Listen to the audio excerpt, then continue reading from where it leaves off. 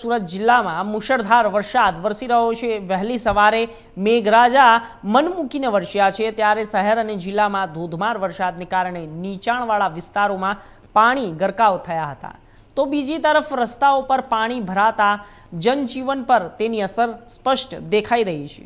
વહેલી સવારે વરસેલા વરસાદને લઈને પગલે સુરત કલેક્ટરે સવારની પાળીના બાળકોને ઝડપથી ઘરે પહોંચે અને બપોરે પાળીના બાળકોને રજા આપવા માટે સૂચન કર્યું હતું અને આમ સ્કૂલોમાં પણ રજા આપી દેવામાં આવી હતી।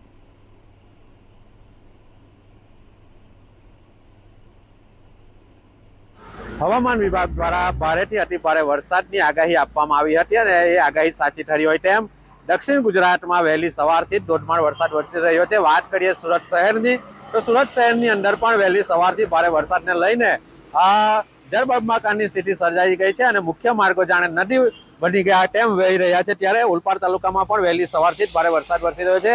દ્રશ્યમાં તમે જોઈ શકો છો કે ઓલપાડ કિમ રોડ પર જે વરસાદના જે દ્રશ્યો છે, ઓલપાડ તાલુકાની અંદર પણ સતત વરસાદને લઈને નીચાણવાળા વિસ્તારોમાં પાણી ભરાઈ ગયા છે, ખેતરો પણ પાણીથી તરબોળ થઈ ગયા છે। ત્યારે હાલમાં જે રીતના વરસાદ વરસી રહ્યો છે, વરસાદને લઈને વાતાવરણમાં ઠંડક પસરી રહી છે, તો ઓલપાડ, માંડવી, માંગરોળ, ઉમરપાડા, બારડોલી સહિતના વિસ્તારમાં વહેલી સવારથી જ સતત વરસાદ વરસી રહ્યો છે।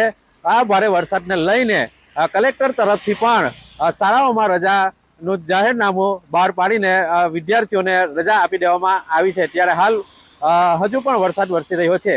Mahendrasinh Mangrola, India news, Surat. તો સુરત જિલ્લામાં પણ